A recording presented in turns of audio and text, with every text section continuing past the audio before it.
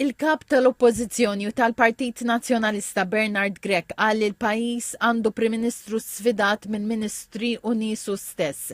F'intervent telefoniku fuq l-istazzjon tal-partit, il-kap nazzjonalista wera l-fema li biflus il-poplu, il-Prim Ministru qiegħed isikket in-nies. Skont Dr. Grech, il-Prim Ministru xtara s-silenzju ta' Jason McAuliffe billi poġġieħ fuq il-ministri kollha u għamel l-istess ma' Randolph Da Battista qal li wara li neħħih minn kap eżekuttiv tal-Partit Laburista, il-Prim Ministru taħri wol ta' ambaxxatur ta' Ginevra.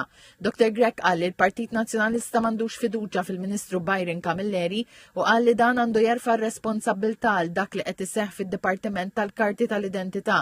Qal ukoll li f'dawn il-jiem il-Ministru Byron Camilleri baqa' ma tfaċċax u m'għamel l-ebda dikjarazzjoni li biha jserraħ ras in-nies li mhux se jibqa' jkun hemm frodi u falsifikazzjoni tal-karti tal-identità.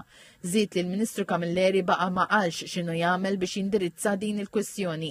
F'dan il-kuntest, Dr. Grech argumenta li l-Partit Laburista sar pis fuq il-pajjiż u mażra mal-poplu Malti kollu.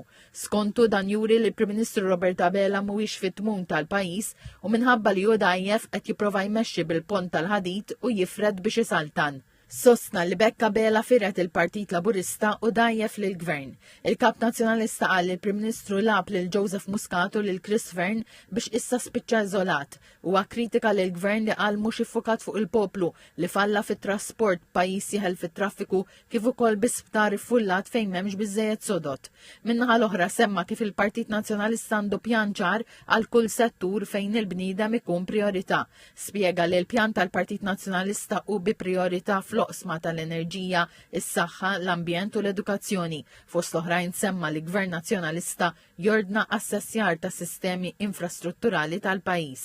Wieħed li fl-ewwel mid-ġurnata Gvern Nazzjonalista jwettaq konferenza nazzjonali brabta mal-popolazzjoni, jimplementa s-soluzzjonijiet kollha li ssuġġerixxa lill-Gvern biex tkun indirizzata l-għoli tal-ħajja, idaħħal liġi fil-Kostituzzjoni biex l-ambjent isir dritt fundamentali, jgħaddi setta liġijiet biex ikunu implementati rakkomandazzjonijiet tal-inkjesta pubblika tal-qtil ta' Daphne Caruana Galizia u jaħdem biex jinġibu lura l-400 miljun euro li qal insterqu mill-poplu Malti fil-ftehim ma' Vitals.